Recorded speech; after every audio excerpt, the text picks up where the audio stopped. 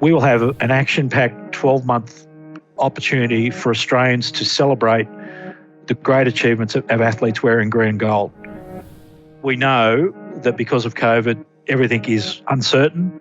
We know we need to be flexible, but we also know if we can be flexible, our sports can be flexible, then we'll put our athletes in a very strong position to succeed in Birmingham.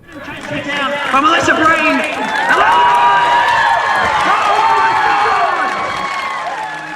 I think I was just in so much shock, even though I had believed that I was capable of running that fast. When something becomes your reality, it's this enormous outpouring of emotions of joy and realisation and knowing that it had all been worth it.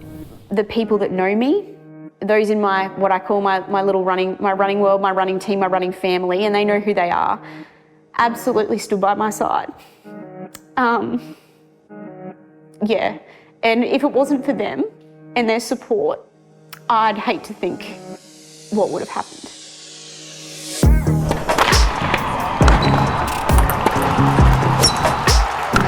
Welcome to Onside, the official podcast of Sport Integrity Australia. Our mission is to protect the integrity of sport and the health and welfare of those who participate in Australian sport. Hello and welcome to Sport Integrity Australia's podcast Onside. I'm Tim Gavel. In this episode, we'll hear from the Commonwealth Games Australia CEO Craig Phillips, the Australian record holder for the women's 100 metres on the track Melissa Breen, and Cassie Fien about her life after testing positive as the result of taking a supplement. Since the 1st of July, Sport Integrity Australia has been developing strategies with sports to help them implement their own integrity measures. Craig Phillips has been the CEO of Commonwealth Games Australia since 2015. Craig has more than 35 years' experience in the sports industry, including 24 years as the Technical Director, Director of Sport and the Secretary-General of the Australian Olympic Committee. He's the most capped Olympic team official in Australian sporting history, including planning, management and leadership of 12 Australian Olympic campaigns. Well, Craig, welcome to Onside. G'day, Tim. Good to be here. You're in the midst of planning the Australian preparation for the 2022 Birmingham Commonwealth Games. Is it easy during this COVID time, or is it a little more difficult than is normally the case? Tim, it does present some challenges for us because one of the things the most significant impact is the change to the sporting calendar over the next couple of years with Tokyo Olympic and Paralympic Games moving a year, and then the impact that had on other major international events.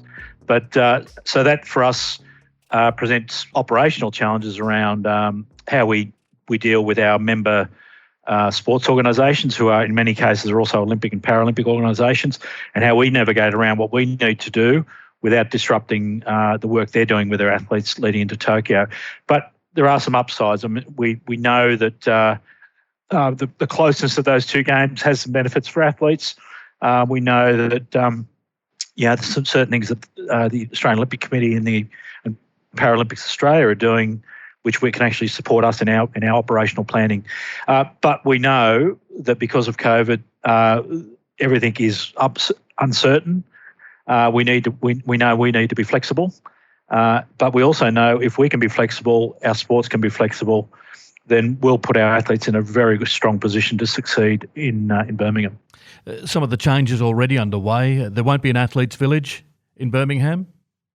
Yeah, it won't be one single village, which is the norm for a Commonwealth Games. So because of the disruption of COVID to the construction program, there won't be a new build village. So it'll be three smaller villages spread across Birmingham. Again, the challenge that presents for us is the team building aspects, the games experience aspects. But the positive is that in a number of cases, we're putting our athletes much closer to their venues, and in some cases at a higher specification of accommodation. So, athletes having single rooms, all that sort of stuff, which you normally don't get in a village. So there is some upside. I mean, we've even got one of the villages where athletes will be able to walk from the village into their venue. So from a performance point of view, those things are very positive. It's the team building stuff around that we have to work harder on, and we'll do that. Will there be any issues in terms of qualification, given that at the moment, no international travel, nobody's really sure when that is going to get back? into swing. Is that an issue for you? It could be. We'll keep an eye on that. One of the things about Commonwealth Games, which avoids some of the issues that the Olympics may have, is that for a number of our sports, there is no specific qualification system or qualification events. So it'll be based on a number that we have to allocate in terms of athlete numbers. So from that perspective, you don't need discrete events to actually drive qualification.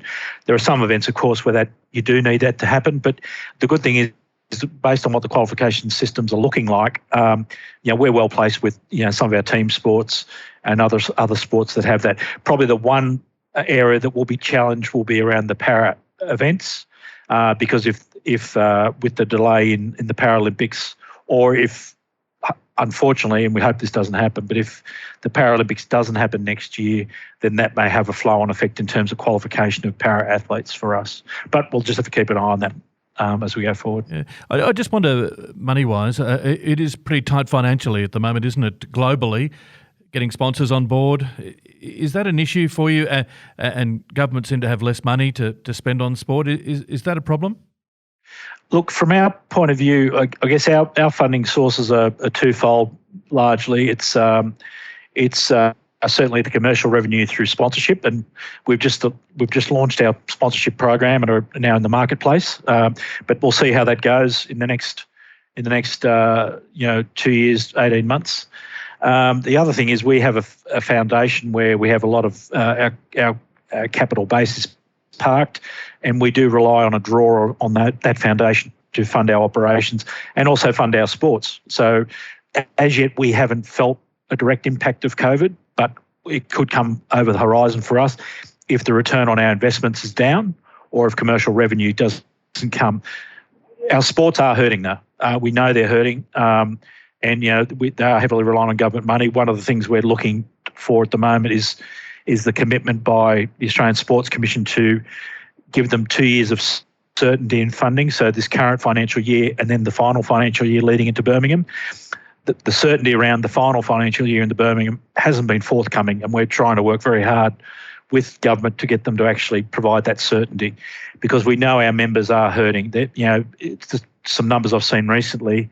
Their receipts from membership are down 59%. Or forecast to be down 59%. Their receipts from commercial revenue, so from things like sponsorship, down 49%.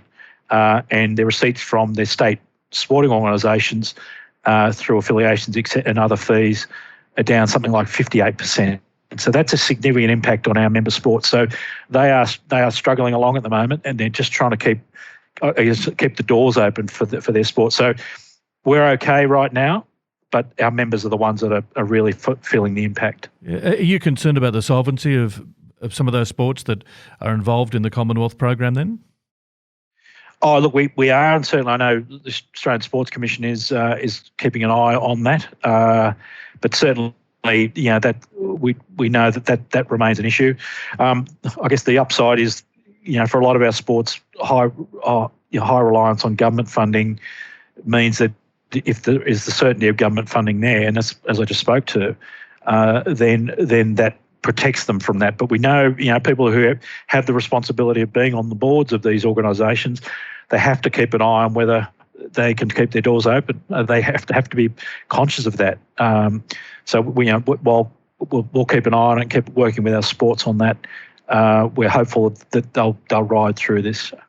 Do you play a leadership role in this and try and guide some of the smaller sports through? Because some of the bigger sports may be able to handle it, but some of the smaller sports may struggle if they don't get some guidance. Yeah, look, I think our key role here is very much about advocacy of funding, and and that's something we're right in the middle of right now with Sport Australia and the AIS, and as I said, trying to get that certainty of funding, which the government has agreed to. The minister has, to his great credit, has championed an inflow of $50.6 million to our member sports organisations over 2 years, over this year and next year. It's making sure that money goes out the door from the AIS and Sport Australia into our membership. So the role we're playing is very much about making sure that money goes out the door. So they have the money and they have the certainty of that money over 2 years. So they can plan around that, so that the impact that these other things of commercial revenue, while are still going to be significant, at least can be blunted to a certain extent, because government is continuing to support them. We know the minister is supportive, and we do appreciate what he has done for our members, but Sport Australia has to continue to deliver. Just on the packed schedule, sporting-wise, 2022, does that concern you, or does it excite you because there is so much sport on? You've got the Olympic Games next year, you've got the Commonwealth Games 2022, plus a lot of sports that have been pushed forward to 2021 and 2022. Yeah. Look, I think, we've got to manage some of that, and probably athletics World Championships is the one that's probably crowds most into the Commonwealth Games, and we've had discussions with Athletics Australia how we manage that, because we know a significant chunk of that World Championship team will also be part of the Commonwealth Games team. But we think also the Commonwealth Games team may have athletes who won't be going to the World Championship. So we're just going to manage that. That's the one that has the most significant impact. Look, there is an exciting opportunity here, Tim. From July, August next year, with the Tokyo Olympics through Paralympics, through the back end of 21 into the Winter Olympics and Paralympics, some of those World Championship events that have moved into 22, through to our games in Commonwealth Games in July, August next year, we will have an action-packed 12-month opportunity for Australians to celebrate the great achievements of athletes wearing green and gold. It doesn't happen. It's never happened, I don't think, ever for anybody at any time. So we see this wonderful opportunity for Australian sport, for that, for Australians to get behind athletes wearing the green and gold for that 12-month window. And we're part of that. And we've got to make sure that we continue to invest in it, and government continues to invest in making the most out of that. One of the measures that government has is providing pride and inspiration to our nation through its athletes. And there's no more important time in our history, I don't think, than this right now, as we hopefully we get into next year, and we get into the middle of next year and we're exiting COVID, that to have athletes in the green and gold leading that rebuild, leading that excitement, leading that inspiration for our nation is absolutely vitally important. So the Commonwealth Games plays a critical part of that at the end. So we're actually excited by the opportunity. The Commonwealth Games often, and I sense it in your voice there, are the friendly games, aren't they? They're the games that really do unite a lot of nations, less so probably in the Olympic Games, which is far bigger. The Commonwealth Games is very much our event, isn't it? It is, very much. Look, Australians love the Commonwealth Games. We know that on the Gold Coast recently, our home games, we had an estimated TV audience here in Australia of 16 plus million people. Worldwide TV audience of 1.5 billion people. Serious engagement on social media. We know there's Commonwealth Games resonates with Australians.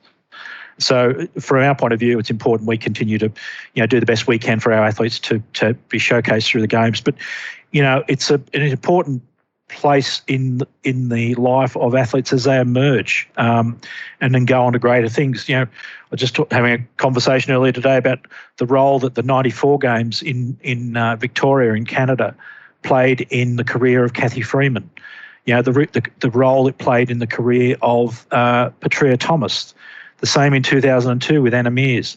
How 2006 Melbourne Games took Steve Hooker from being an athlete who was on the fringes of success in the pole vault to being a successful athlete in 2008.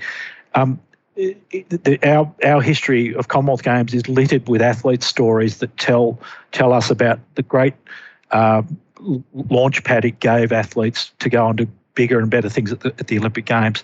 And we continue to remind the Australian Sports Commission, the AIS, of that important role it plays. So we know there'll be athletes who'll go to Birmingham, and it will be the start of an important journey for them. Yeah, I totally agree, Craig.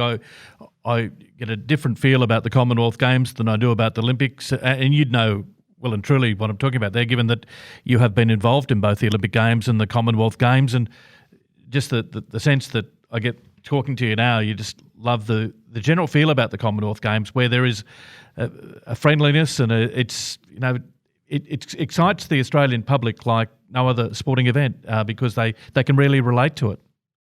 Yeah, it is, Tim. And look, it gives opportunities from athletes from around the Commonwealth to come and athletes who may not go on to the Olympic Games because it's maybe a bridge too far for them. But, and again, I think back to Gold Coast and that wonderful image from the women's 10,000 metre event where our three 10,000 metre runners stopped and waited for the last runner to finish.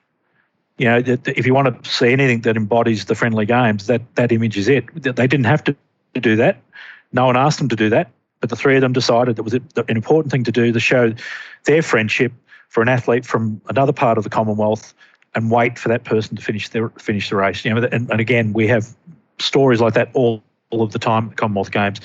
And if we want to be proud of athletes and we want to be inspired by athletes, it is a great theatre for that to happen. What drives you in this role, Craig? Is it a love of sport? Is it something else? What do you like about it? Certainly a love of sport, Tim. I mean, I've spent a career working in sport. I often joke about the fact that I'll go and get a real job at some stage. But, from my point of view, it's being able to help athletes achieve the best they can because through that I'm helping, not always young Australians, largely young Australians to achieve a dream or to take the steps along a journey to a bigger dream. And that's what I find exciting about it. The other exciting thing about the Commonwealth Games, I guess different to my AOC role, even though I did work through the Sydney period, is that the Commonwealth Games comes back to Australia more often than the Olympic Games ever will. We are regular hosts and we love hosting, and we just saw that on the Gold Coast recently. And we always have ambitions to host again. So for me, it's playing a role in doing that. So playing a role in the organisation of the Gold Coast Games, but then also now working on trying to get the next host to line up for us is what the Games does for communities. It creates jobs. Over 20,000 jobs were created around the Gold Coast. The economic impact, $2.5 billion of economic impact in the Queensland and Gold Coast economy, building sport infrastructure that may never have been built, accelerating transport infrastructure that you may have to wait another 20 years to get built. So the exciting thing about the event is what it does for athletes and what it does through the theatre of competition, but it's also what it does as an event to actually benefit a community for the longer term. And with the Gold Coast has the benefit now and will enjoy the benefit for many years to come of having hosted the Commonwealth Games. That excites me, and that's what, for me, as I approach, I guess, towards the end of the latter stages of my career, to be able to give that back to an Australian community is really important. Craig, it sounds like you're starting to reflect a little bit because you're closer to the end than the start and starting to think, might be something else in life after this, but chance to look back on what you've achieved. Yeah, it does, and I think it gives you a bit of perspective around the role. I think you can sometimes, if you're not careful in high performance sport, be very myopically focused just on medal outcomes and all that. But when you can actually see the broader impact of your work, that's very rewarding. Thanks, Craig. You've been a great leader in Australian sport for the past 35 years, including 24 years as the Technical Director, Director of Sport and Secretary-General of the Australian Olympic Committee. You've been in a leadership role at 12 Australian Olympic campaigns, the most capped Olympic team official in Australian sporting history, and currently the CEO of the Commonwealth Games Australia organisation since 2015. Thanks very much for joining us on Onside today. Thank you, Tim. Good to join you.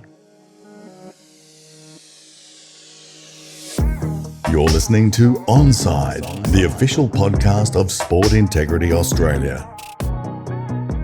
Welcome back to Onside. Time now for our new segment from the highlight reel, where we go back in time and relive an important milestone in Australian sport.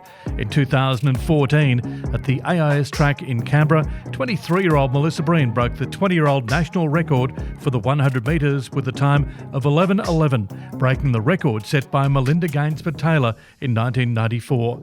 Melissa has recently announced her retirement from the sport after representing Australia at both the Commonwealth and Olympic Games. It is time now, though, to reflect on a marvellous career. Mel, welcome to Onside. Thank you very much, Tim, for having me. Well, Mel, can you tell us about the build-up to that record-breaking run in 2014? Sure, I guess the beginning of that 6 months into that journey was really rough. I was overseas at the end of 2013 competing at the World Champs, which were in Moscow. I was really struggling health-wise. I wasn't injured, but I couldn't put my finger on what was actually happening. I came back to Australia. It was in about August, September 2013, and had some blood tests done and discovered that I had a severe liver and kidney infection that was really messing with my system and my body at the time. Earlier in 2013, I travelled overseas and got really bad food poisoning. So it was a resultant of that led to some really challenging times for me at the end of 2013 health-wise. I stopped training. I actually had a break from training. I wasn't allowed to start my training back until my blood tests were a lot better. Thankfully, that all mostly cleared up, and I began a mission to break the Australian record. It's something that I had dreamt about for all of my life. And motivation comes in all different factors. And as spoken about before, at the end of 2013, as a result of not competing well at the World Championships due to illness, I lost funding from Athletics Australia. And as I said, motivation comes in all different forms. And sometimes it was about proving people wrong and again about proving the supporters right. So I knuckled down. I got through an awesome amount of training. I was really healthy. I wasn't injured, and I was just putting weeks in the bank. And come that day in February, in 2014, on the 9th of February, I went to the ATM and took out all the bickies I'd been depositing and got that amazing result. So for me, it was a really challenging journey to get to that point, but it was such a moment of redemption, of feeling really proud to have overcome some really challenging obstacles on that pursuit of breaking Melinda's record. And it was just pure joy, that moment of realisation when I crossed the line and I heard the announcer, Ollie Worm, who was my training partner at the time, he was calling the heats and he yelled out 11:08. And I was like, what? And it took me a little bit in my mind to compute what that even meant. And then it rounded up to 11:11. And I think I was just in so much shock, even though I had believed that I was capable of running that fast. When something becomes your reality, it's this enormous outpouring of emotions of joy and realisation and knowing that it had all been worth it. It was such a magical day that I think of so fondly, and I can't believe how much time has actually passed, really. Now we're thinking of, we're in the middle of 2020 and, it seems like just yesterday, even talking about it now. Well, Mel, let's relive that special moment. So away clearly, Breen is off to a flyer. Brandon's trying to take it out, but all Melissa Breen. She is off to a flyer here. Breen is running quick, ladies and gentlemen. Brandon chases it down by Melissa Breen.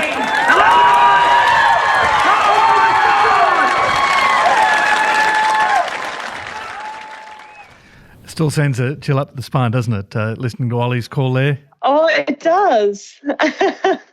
And he knew straight away, sort of there at the time. I just know what was going through everybody's mind.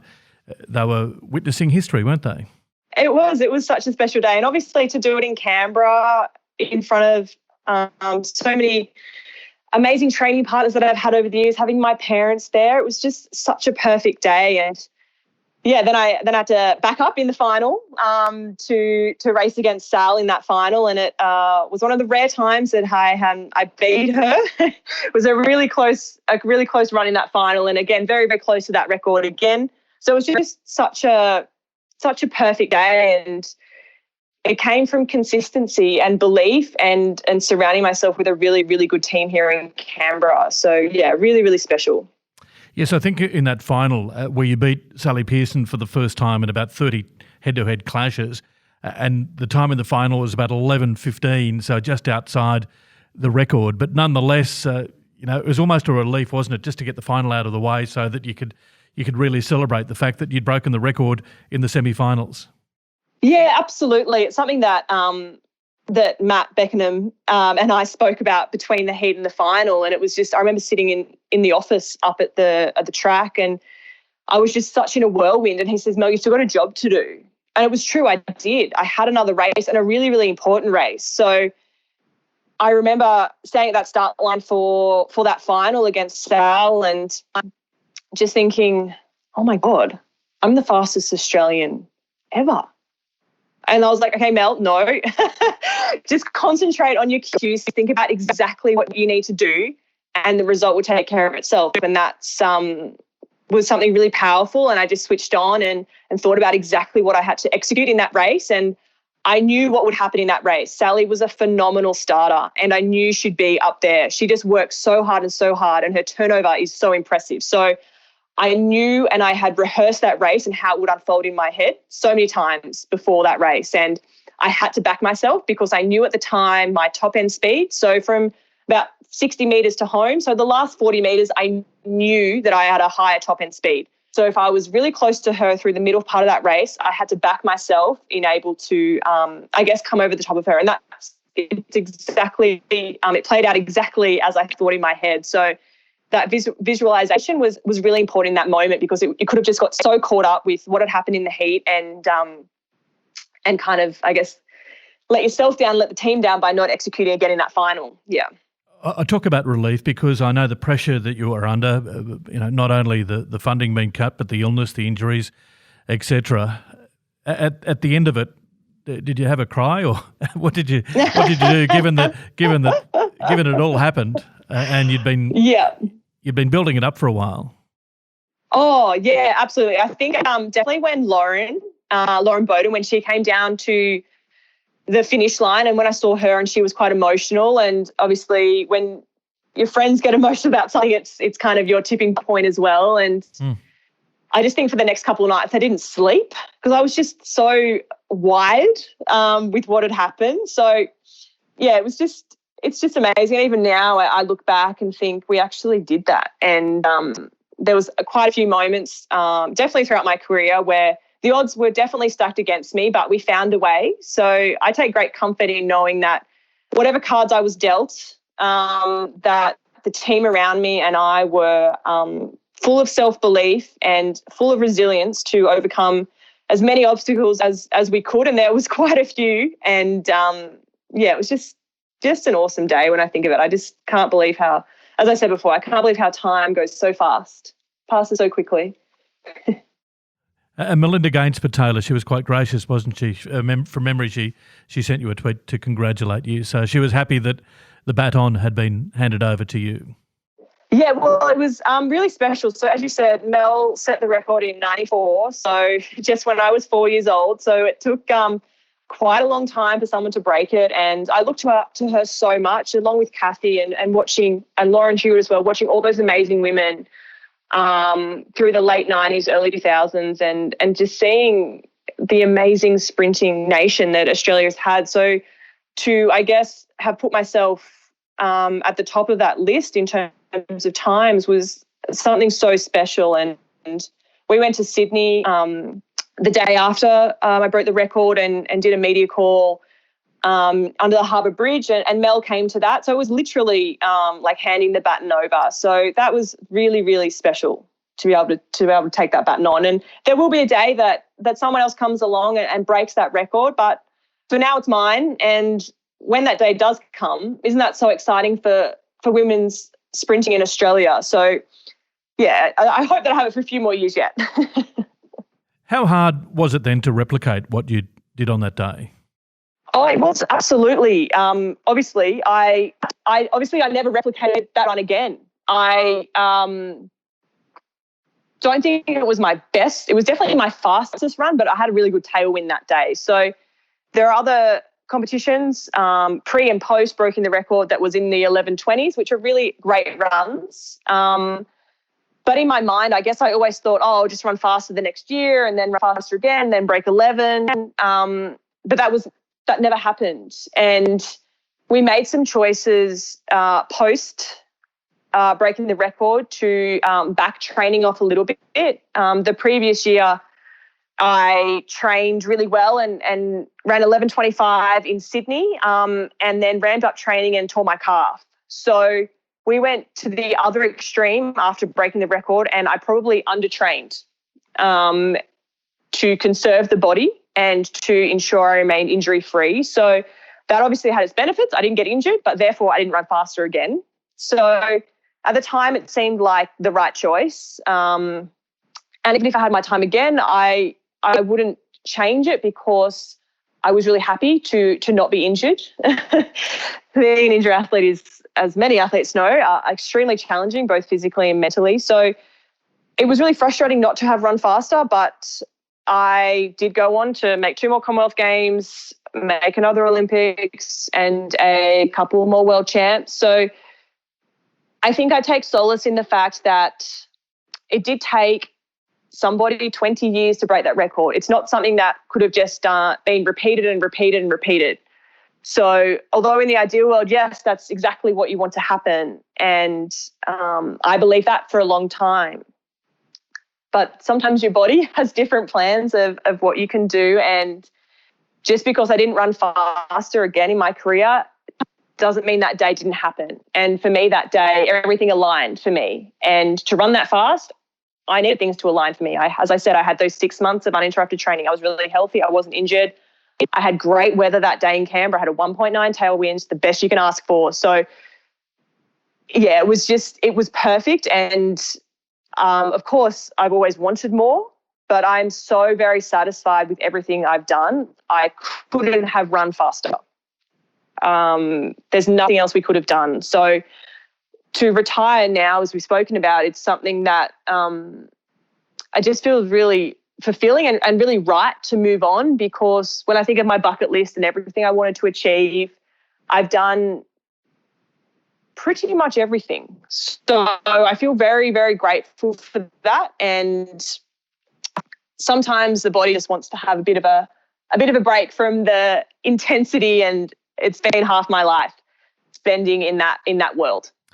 Before we let you go, Mel, as you reflect on your career, and you've obviously announced your retirement quite recently, opting not to go to a 3rd Olympic Games, but what was the biggest moment in your life as a runner? What is your favourite sporting moment as an athlete? Oh, that's really hard. There's 3 that are really, really special to me. Making London Olympics, so making my first Olympics 12 years after walking into Sydney Olympics with my parents and realising that's what I wanted to do. I got to go to the opening ceremony, and that moment of realisation of competing for Australian Olympics was a moment of pure joy and exhilaration. So that moment in London, walking out with Lauren, was one of the best moments of our life, and it was so very special that we got to share that together. Obviously, breaking the record is very high. And the other one that is, I guess, less dramatic in that sense was actually winning the Albury-Wodonga gift in 2014, running on the grass oval down in Albury at the showgrounds and winning that gift for my grandfather. Family means everything to me, and my pa's no longer with us. It's the only tattoo I have on my body, on my wrist, is his initials. And looking back and winning that gift and that race for him and my whole family being down there in Albury that day is the ultimate in family and sport, and reaffirms to me why we do what we do. So that moment is very, very special to me. That's great, Mel. Thanks very much for joining us on Onside. It's been a marvellous career, and once again we celebrate that moment in February 2014 at the AIS track. Once again, thanks for joining us today. Thank you, my pleasure. We're now going to explore the dangers of supplement use on an athlete's career with marathon runner Cassie Fien. Cassie has been running since she was 12 and always dreamed about competing at the Olympic Games. She was on the fringe of being selected on the Australian Commonwealth Games team before a positive test turned her career into disarray. In 2018, Cassie received a 9-month sanction after she took a supplement she thought was safe to use in sport. Cassie Fien is speaking here to Linda Larkham. Thanks for joining us, Cassie. First up, I have to ask, Why the marathon? Yeah, good question. It's probably one of those tougher races. I think for me, I am very comfortable in the endurance space. I don't think I have what's called a lot of fast twitch muscle fibres, so I tend to go at one speed. I think even my 5K PB is in my 10K, so which doesn't make any sense. You can do a flat out 5K, or in my 10K, my PB is there. So I think for me, just getting to that rhythm, I think the mental aspect for me I really love is because your mind is just telling you constantly to give up or to slow down. But I just love pushing through that and seeing how far I can, actually push my brain, to continue on. So do you ever think, I can't do this? Absolutely. In training and in races. And and that's, I think, that feeling once you cross the finish line, knowing how many times you told yourself that you just can't do it anymore, and you do it. That's what you come back for again, and you just crave it, and it's a really cool experience. Do you remember your first marathon, and did you finish it? Yeah, I did my first marathon probably as not an elite. I had the opportunity to do the Gold Coast Marathon, and I wasn't in good form, but I'd always called myself a marathon runner but never done a marathon. And I was like, what if I die tomorrow? I can't call myself a marathon runner. So I did end up doing it, not being in condition, and just remembering the last 10Ks, death was a better option. I literally thought that with every step, and I finished the race and went, oh, maybe I'm not a marathon runner, and but it did not take long for me to get some good training under my belt, and then my second one as an elite, I was invited over to the New York Marathon to go over there and compete as the elite field, which was the most amazing, I'm even getting tingles now, the most amazing experience of my life, yeah. You finished 12th in that one. Was that the race, I suppose, where you started to believe that you belonged? Oh gosh, no. Again, that race, probably the last 5Ks of that one, again, death was a better option. It was just, I crossed the line and my body just gave out on me. I was one of those ones that had to get, limped up to help, aided, I guess, into the tent. And I remember lying down and my body was going into shock. I couldn't even tell you where I was aching, but I was aching at every single part of my body. And I could barely move. And, once I eventually recovered, I was pretty disappointed, in my performance with that one. And again, I had those thoughts that maybe I'm just not good enough, and then, it didn't take long for me to get that spark to get some more training under my belt and see what I could do, yeah. As an elite athlete, you were regularly tested by ASADA. Do you remember much about the test on the 20th of April, 2017? The testing day, yeah. I remember I had a couple of ladies came out. They would always regularly test me. I'd get the same ladies. So it was like, oh, come in for a cuppa, and we sat down at the table, did what I had general chit chat with them, did what we normally did. And I listed all my supplements that I was taking, did the urine test, the blood test, and okay, see you later. Not a problem. It was just a regular routine, out of competition testing for me. Yep. Okay, so you didn't have any concerns then? No, not at all. Not at all. As I said, I listed all the supplements I was taking, and even though I was listing them down, I knew that I'd checked them all, and I felt quite comfortable. So what was your reaction then when you were told that your sample contained a banned substance? It must have floored you.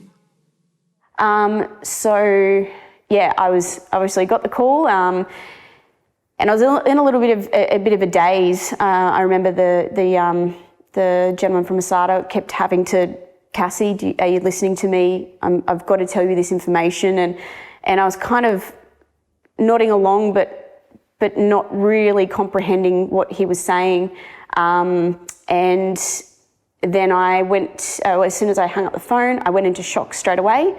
to the point where, so I went hysterical, to start off with, screaming, crying, just completely out of control. And then all of a sudden I went into shock. So I hit the deck, I could see, I could hear, but I couldn't speak. So I couldn't communicate to people, and they were trying to get things out of me, and I was in my head going, I can see you, I can hear you, but I just can't, I can't converse with you.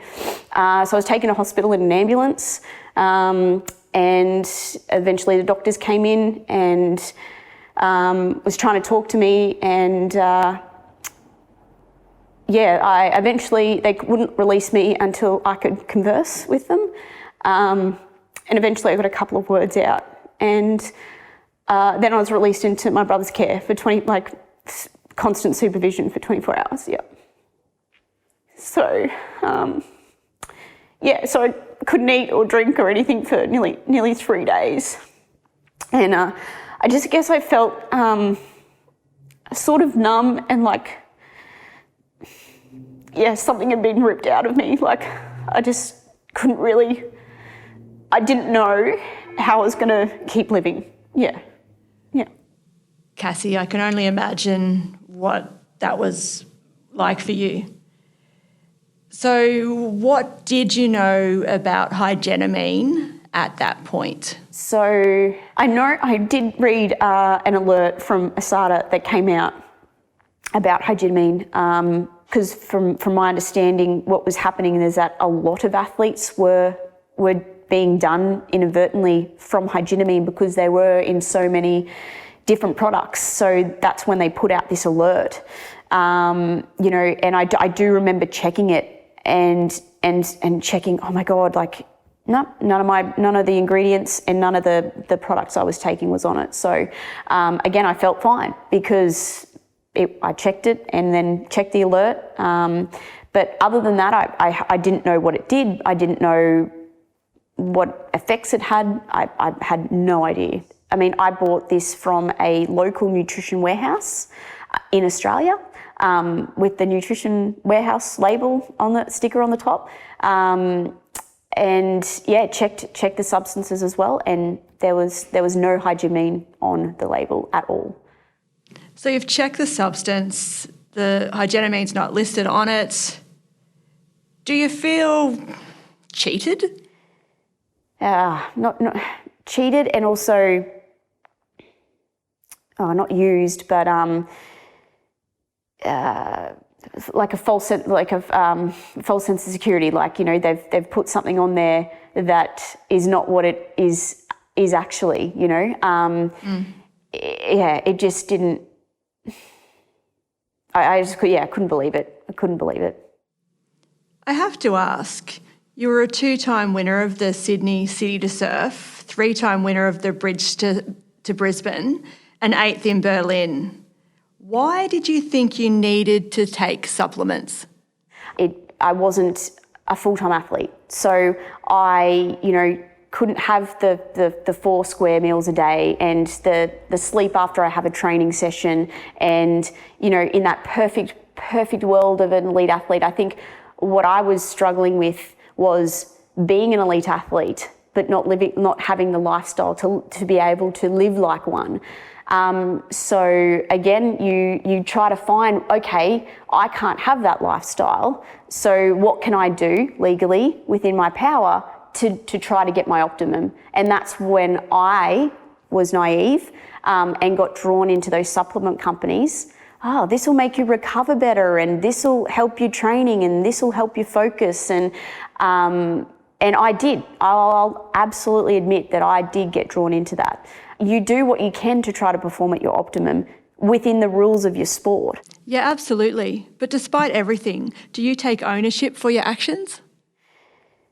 I think me as a person, I don't like to blame and shift the blame game. I could, shift the blame game to the supplement company or, anything like that. But at the end of the day, the big message that they do get across to you in ASADA, and I've always taken that on board, is that you are responsible for what you put in your body. So as much as it's a hard one, because it was, I did my due diligence. There was absolutely no intention behind it from my point of view. I tried to do everything that everything in my power of the rules of my sport, and yet I still went positive, So, but at the end of the day, I guess that's the risk you run. But that can be the same for any food. Like if you put meat in your head that has those extra hormones in it or something like that, is that unfair? Yeah, it probably is too. But I guess, yes, what I'm trying to say is I do take ownership, but at the same time, it's, just a bit unfair. Yeah, it's even more distressing, isn't it? Because running's very close to your heart. My dad was killed very, very young. When I was very young, he was about to coach me. He wasn't really interested in running at all, actually. He let mum take me to all my running events, and eventually he really appreciated commitment to something. And when he saw my dedication and commitment, he'd be like, oh, I'll come to this race. And then, he'd come to more races, and then, he'd come down to my training and see what my coach was doing. And then eventually he was like, oh, I think I want to coach you. He ran the Gold Coast Half Marathon. Like this is a guy that plays the drums and loves cars, to completely change and to actually take up running himself. And he started by riding a bike next to me, and then he would start running with me, and I'd have to go and I'd round a tree and then round him and then round a tree and then round him. And it was amazing that to see someone drawn into their own child's interests and passions, and it became a passion themselves. I just remember when I was at the hospital, I said, I'd make it for you, Dad, and that was about the Olympics. So, yeah. So it was obviously really important for me, and running is a connection to him. So, it's not just a sport for me. It's way more than that. Yeah, I talk to him a lot in my head when I'm running, and that's why I try to take every opportunity I can, because he didn't get the opportunity to do the things in his life that he wanted to do. So, I just want to try to get the most out of what I can. And I just, that connection for me is when I'm out on the pavement, when I'm running, every single time. Yeah. What message do you have for other athletes who are taking or maybe even considering taking supplements? I don't like to speak for everyone, but I know most athletes want to perform at their optimum, and you do what you can to try to perform at your optimum within the rules of your sport. But those marketing companies can really draw in those particularly even vulnerable people, and also not watch what other people are doing. Like just because someone else is taking something, you don't know for what reason they're taking it, or don't get sucked into others, don't get sucked into the marketing of supplement companies, and don't trust supplement companies. To think about really what your goals are and how you want to achieve that. So think about the sport that you're in, and be conscious and aware of what your responsibilities are as an athlete. And also probably a big one for me is supplement companies are not out to enhance or to help athletes. We've got to remember that supplement companies are out to make money, and they will do it any way they can. And if that affects humans, money trumps that.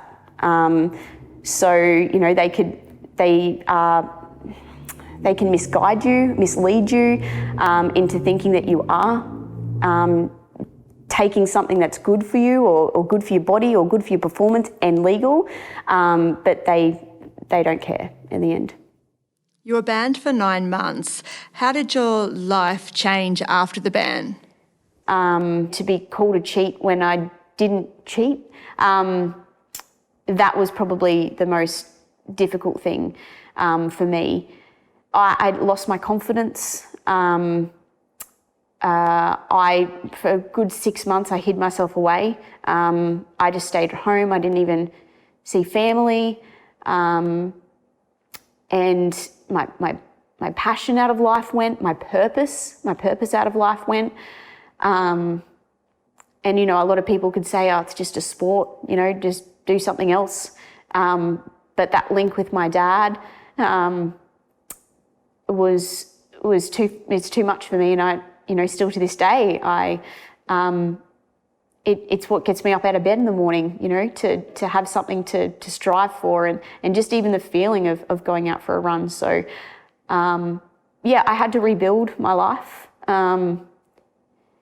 I was seeing psychiatrists, psychologists.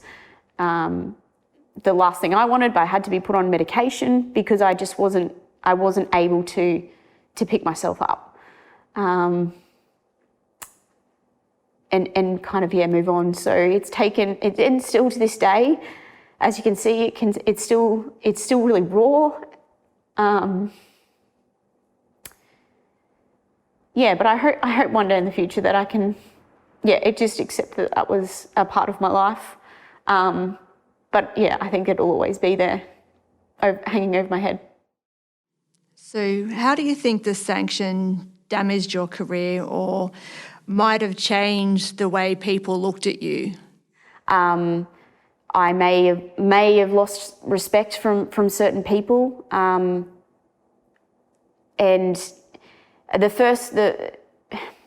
I guess just the perception of turning up to a race and not having that confidence because thinking that people are looking at me differently, and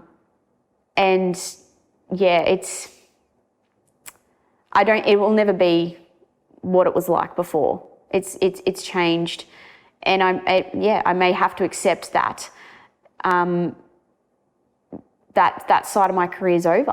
I may have to accept that. I'm not ready to yet because I feel that I've got nothing to be ashamed. Like, I really honestly, hand on heart, don't feel I've had anything to be ashamed of.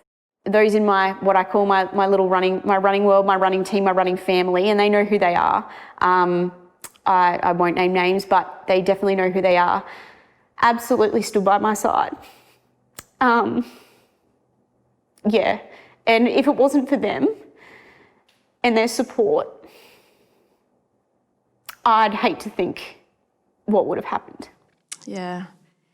If you had one final message to other athletes, what would it be? The thing is that it didn't just affect me. It affected my friends, my family. It's not just the athlete that suffers. It's everyone around them.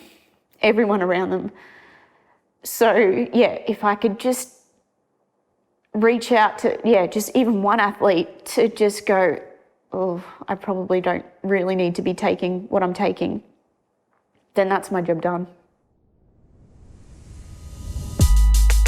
And now for our segment From Left Field, where we answer a question from the public. Hi, my name's Annabelle and I'm a Sport Integrity Australia athlete educator. The question I have from left of field today is there a minimum age for testing and being banned from sport? The answer is no, there is no minimum age for being tested. However, Sport Integrity Australia has testing processes to support athletes who are under 18 years. For example, minors can ask to have a parent or authorised representative such as a coach present with them during the testing process. This can help to make sure that the athlete feels comfortable during the testing process, especially if it's their first time. It is important to remember that all athletes, regardless of their age or the level they compete at, are subject to the same anti-doping rules and penalties. Ultimately, athletes are responsible for what they put into their bodies, even if they are a minor. However, if there are other contributing factors to a rule violation committed by a minor, such as the influence of a coach or parent, that will be taken into consideration when deciding the length of the sanction.